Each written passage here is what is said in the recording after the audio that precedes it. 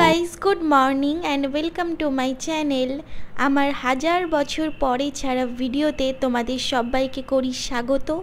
কালের সকালবেলা, তাই উঠতে তো সবারই একটু কষ্ট হয়। সকালবেলা শীতকালে উঠতে কিন্তু সবারই একটু ল্যাদ লাগে, ঘষে পিঠে তারপর কিন্তু উঠি। আর আমার মতন কারা আছো যারা উঠে কিনা 1 ঘন্টা ধরে ফোনটা ঘাটো, তারপর বিছানা ছেড়ে ওঠো। প্রথমেই তো আমি তোমাদেরকে বাইরের ওয়েদারটা ভালো করে দেখিয়ে দিলাম। একদম রোদ ঝলমলে আবহাওয়া, শীতের সুন্দর সকাল, কিন্তু একটু হালকা হালকা ঠান্ডা আসছিল। যদিও এখানে বিধাননগরে কিন্তু অতটাও শীতটা পড়েনি, এখনও নর্মাল ওয়েদারই চলছে। এখন আমি বানিয়ে নেব একটু কফি। প্রথমে আমি দুধটাকে বসিয়ে দিয়েছি আর তারপর এখানে কফি করছি। কিভাবে করতে হয় সবাই নিশ্চয়ই জানো, আর না জানলে আমি হয়তো শেখাতে পারবো না, কারণ আমি নিজেও ভালো করে পারি না। রান্না করতে তো আমার তখনই ভালো লাগে যখন বাড়িতে কেউ থাকে না আর আমি শুধু একা থাকি, আর নিজের ইচ্ছা মতন আমি রান্না করতে পারি, কেউ আমাকে ডিস্টার্ব করবে না। কিন্তু সবসময় তো আর মানুষের এক্সপেকটেশন অনুযায়ী হয় না।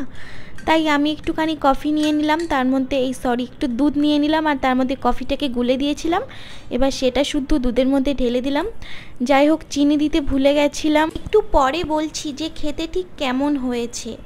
ভালো করে এবার গুলিয়ে নিলাম। যাই হোক, যেহেতু আমি চিনি দিতে ভুলে গেছিলাম তাই খেতে একদমই ভালো হয়েছিল না, স্বাভাবিক।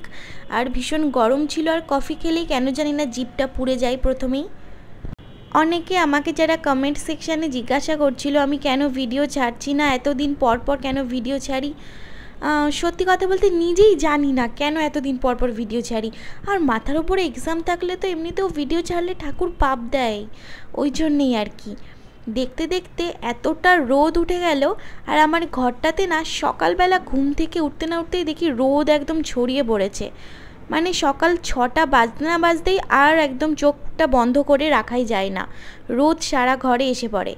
অনেকেই ভাববে এটা তো ভালো ব্যাপার, রোদ আসছে শীতকালে। হ্যাঁ, এটা শীতকালেই ভালো লাগে, কিন্তু গরমকালে যে কী অবস্থা হয়। ব্যাসে আজকের সকালে মর্নিং ব্রেকফাস্টে কিন্তু একটা আমার খুবই প্রিয় জিনিস বানাবো, আর এটা কিন্তু চিড়ের পোলাও, মানে আমরা বলি আর হিন্দিতে বলে পোহা। আমার মা কিন্তু ছোটোবেলাতে ভালোই এটা রান্না করে দিত, আর আমিও দেখে দেখে শিখে গেছিলাম। আর এটা খুবই ইজি, কিছুই লাগে না, নর্মাল জিনিস যা থাকে সেগুলো দিয়ে বানানো যায়। অনেক ভেজিটেবলস এতে অ্যাড করা যায় নিজেদের ইচ্ছা মতন। প্রথমে ভালো করে চিড়েটাকে ধুয়ে নিতে হবে। আমি 2 থেকে 3 বার ধুয়ে নিয়েছি, তারপর থালাতে ভালো করে ছড়িয়ে রেখেছি যাতে একটু হালকা হালকা ড্রাই হয়ে যায়। আর এর মধ্যেই ব্লিঙ্কিট থেকে আমার অর্ডার চলে এসেছিলো। আমি 10 টাকার কারি পাতা অর্ডার করেছিলাম, মানে কারি পাতা 50 গ্রামের দাম ছিল 10 টাকা। অনেকটা দিয়েছিল, অনেকটা, মানে পুরো একটা গাছই দিয়ে দিয়েছে আমার মনে হচ্ছিল। আমার তো 4-5টা পাতার টুকরো লাগবে, কিন্তু ওই যে পরে রেখে দিলে শুকিয়ে যায়। তারপর এখানে আমি কাটছিলাম পেঁয়াজ কলি, আর তারপর ভাবলাম কাঁচি দিয়ে কাটলেই অনেকটা ইজি হয়ে যাবে। 2টো পেঁয়াজ ভালো করে আমি কেটে নিয়েছি। আসলেই আমি ভেবে পাই না যে আমি কি ভিডিও করব, সবাই কেন আমার ভিডিওটা দেখবে, কেন আমি যা কাজ করছি সেটাকে দেখতে যাবে। কারোর খেয়ে কাজ আছে যে আমি কি করছি, মাথা আঁচড়াচ্ছি, জামা কাপড় কাচ্ছি, কেনই বা সেটা লোকের দেখতে যাবে। তারপর আমি একটা আইডিয়া বার করলাম, আমি যদি প্রতিদিন মর্নিংয়ে আলাদা আলাদা ব্রেকফাস্ট তোমাদের সাথে শেয়ার করি তাহলে কেমন হয়। নিত্য নতুন ব্রেকফাস্ট সবারই নিশ্চয়ই ভালো লাগবে, আর সবাই সেটা বাড়িতে কিন্তু ট্রাইও করবে। আর আমাকে তোমরা কমেন্টে জানাবে ঠিক আমার কী টাইপের ভিডিও তোমাদের ভালো লাগে।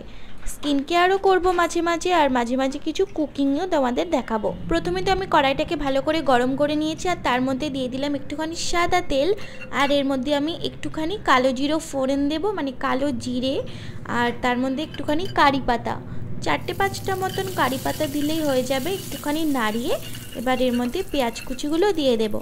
আর তোমরা আদার্স যা ভেজিটেবলস দেবে, গাজর, ক্যাপসিকাম, মটরশুঁটি যা কিছুই দাও না কেন, সেটাও তখন এর মধ্যে দিয়ে দিতে হবে। দিয়ে ভালো করে একটুখানি ফ্রাই করে নিতে হবে। একটু বেশ পেঁয়াজগুলো ব্রাউন কালার হয়ে গেলে তার মধ্যে অ্যাড করে দিলাম এই সবুজ সবুজ পেঁয়াজকলিগুলো। তার আগেও তোমরা দিতে পারো। দিয়ে একটুখানি ভালো করে ফ্রাই করে নিতে হবে। আমি কিন্তু এটাকে বলি চিড়ের পোলাও। এই কথাটা আমি নিজে আবিষ্কার করেছি না অন্য কারোর মুখ থেকে শুনেছি সেটা ঠিক আমার মনে নেই, তবে আমরা যখন হায়দ্রাবাদে থাকতাম তখনই এই পোহা জিনিসটা কিন্তু আমার মা অন্য একজনের কাছে শিখেছিল। সেখান থেকেই দেখেছিলাম আর কি। তারপর আমি বাড়ি এসে এরকম বানাতাম।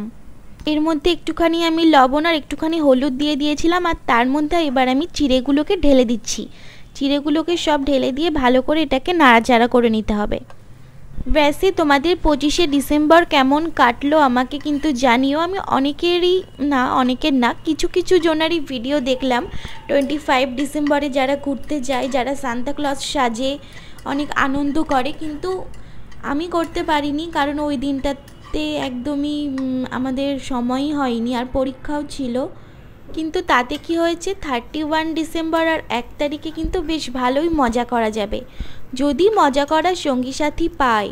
আর তারাও যদি বিজি থাকে তাহলে তো কিছুই করার থাকে না, তাহলে কপাল খারাপ বলেই ভেবে নিতে হবে।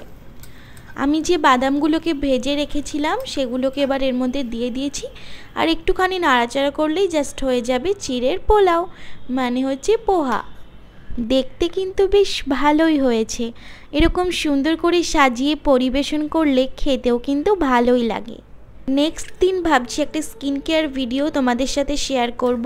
উইন্টারে মর্নিংয়ে স্কিন কেয়ার কী করে করবে তোমরা। আমার নিজেরই স্কিনের 12টা বেজে গেছে, আর সাথে একদম ডার্ক সার্কেল পড়ে গেছে রাত্রেবেলা ঘুমানোর অভাবে। এবার এই সব ঘুমটাকে পরিপূর্ণ করে দেবো, একদম ঘুমিয়ে সারাদিন।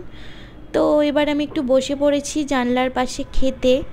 মানে আমি এতটাই কুঁড়ে যে চুলটাকে আঁচড়াতেও আমার ইচ্ছা করে না। আমি জানি এরকম অদ্ভুত ধরনের মানুষ খুবই পৃথিবীতে কম হয়। হ্যাঁ, ভিডিওতে দেখানোর জন্য মাঝে মাঝে অবশ্যই আমি চুল আঁচড়াই, কিন্তু এমনিতে আমি সারাদিন ওইভাবেই পড়ে থাকি।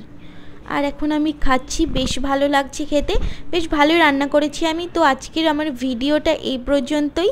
নতুন নতুন রেসিপি প্রতিদিন আমি শেয়ার করব এবার থেকে ভেবে নিয়েছি, আর এরপরেও যদি আমি ভিডিও না ছাড়তে পারি সেটা আমারই দোষ, তোমাদের না।